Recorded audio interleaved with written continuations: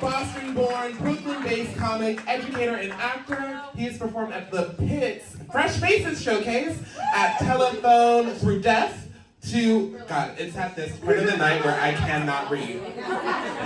Open the schools. Okay.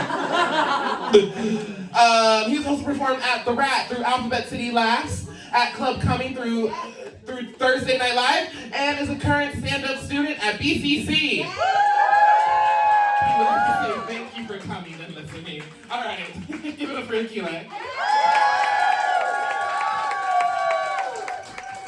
Oh, a good evening to you, and a good evening to you. How are we doing tonight? Do y'all feel as good as you look? Stop it! I'm really happy to hear you guys are doing better than me. I was at an open mic a couple weeks ago, and I got crowd worked by a white man. Oh. And he decided to call me entry-level black. No! Touched a bit of nerve. Oh. Because if you check my LinkedIn, I'm not entry-level nothing. First and foremost. We got it! It's also not applicable because I am a CEO level biracial. Shout out to the biracial! Shout out to the biracials on Black History Month. My experience should transfer to at least a junior executive level black position. I usually don't let white people make me insecure about my blackness, but I'm in a rough position right now. I'm very insecure about being the whitest person at my job. Oh no! I work at a very black school in Bed-Stuy, and the Overton window shifts a little bit, so I am the whitest person there in terms of the color of my skin and the content of my character.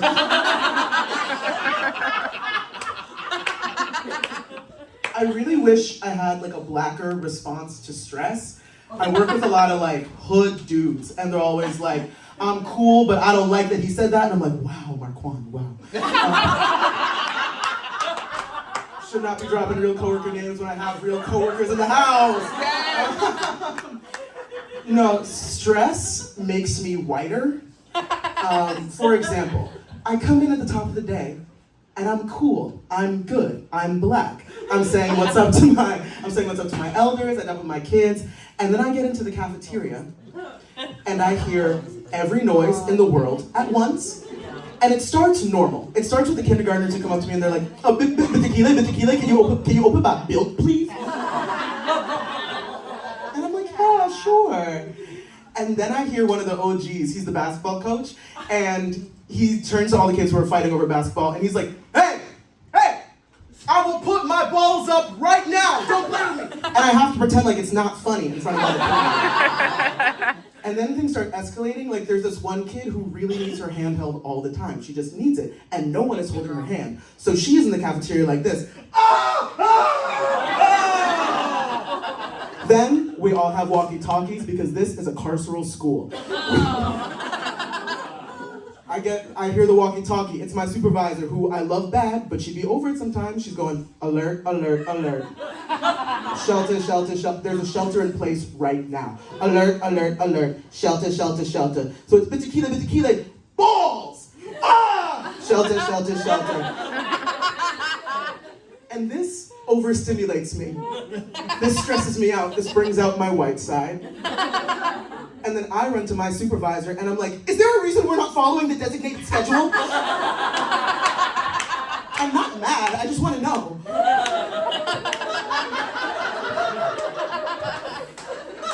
This is a really...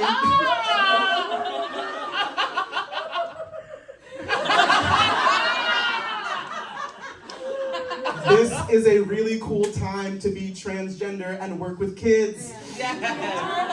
I feel like the goat from Wiccan. Are you Alpha or you Glinda? Are you Alpha or you Glinda? I'm Dr. Dillamon. I know why the caged goat sings.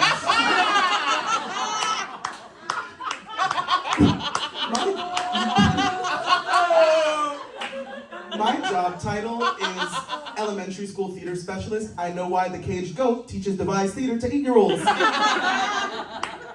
Those who can't do, bleat.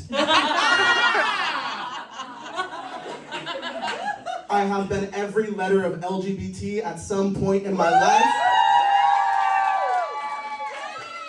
I'm going for my woke EGOT. I'm really just throwing shit to the wall and seeing what sticks at this point. But at my job in particular, I've settled so much into being like an effeminate gay man theater teacher that the kids have started calling me Miss Achille. It's cool. They do not know that I'm being, whoa. I'm actually really okay about it, don't worry guys.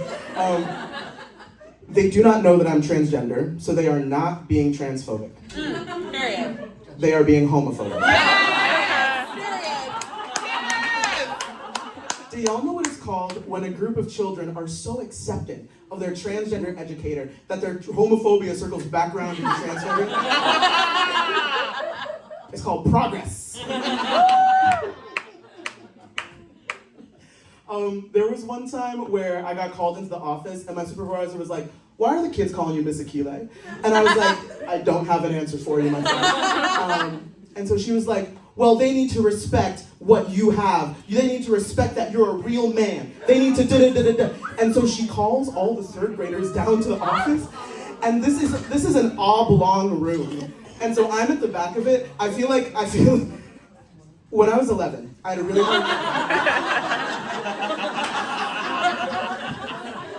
a really hard time getting invites to my birthday party. It's okay though. I had to really talk up a magician. I got the invites. Oh my God. So, there was no magician. But, when they all started getting really rowdy, I was like, "Guys, don't worry. I came around the corner like this." That's how I felt at the back of this oblong room, saying what's up to all these third graders. I was like, "Hey!" But then my supervisor started being like, "All right, so is Miss Sasha a man or a woman?" And the kids was like, "Woman." And they were like, "Is Mr. Jesse a man or a woman?" And they was like, "Man." And she goes, "Is Mr. Kile a man or a woman?" And the kids was like,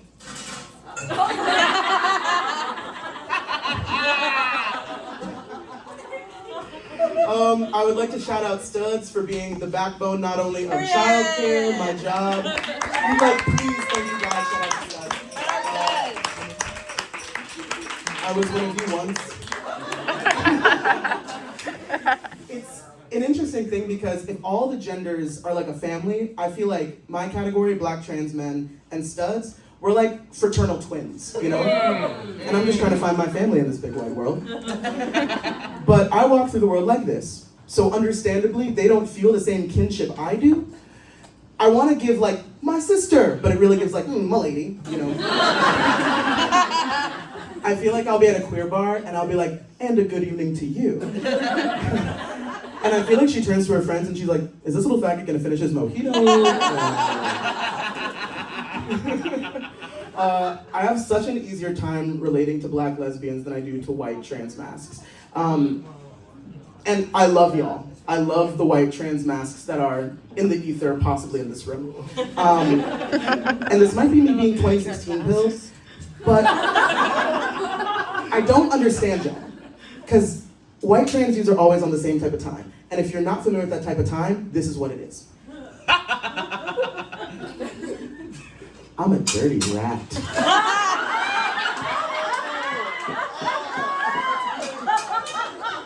I'm a dirty little rat in the garbage. I'm a raccoon. I'm a raccoon digging around. I'm a frog in a bog. For sure, Axel, for sure.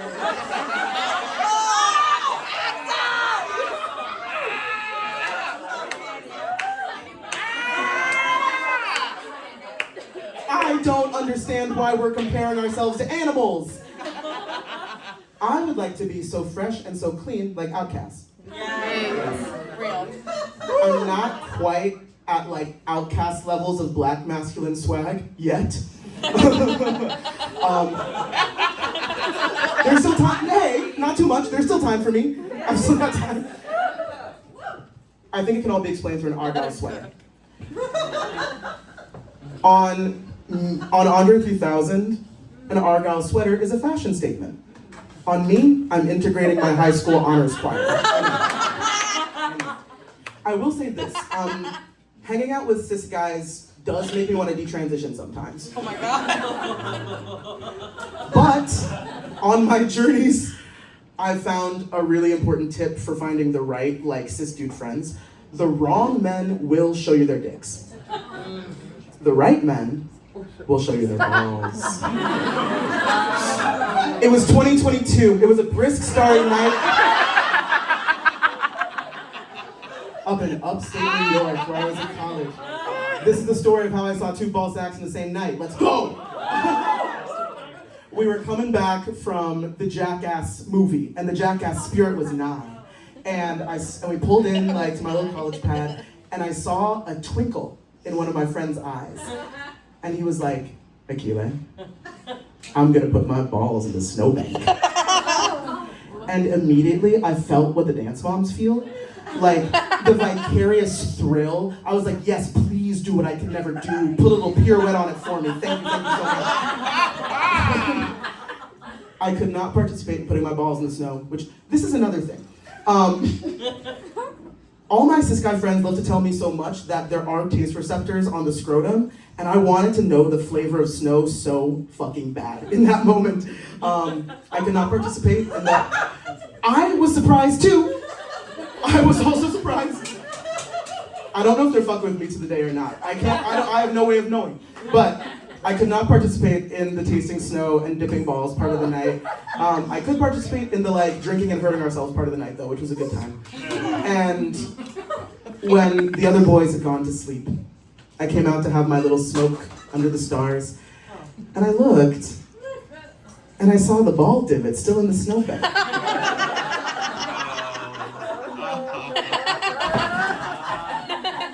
And they really called to me, you know?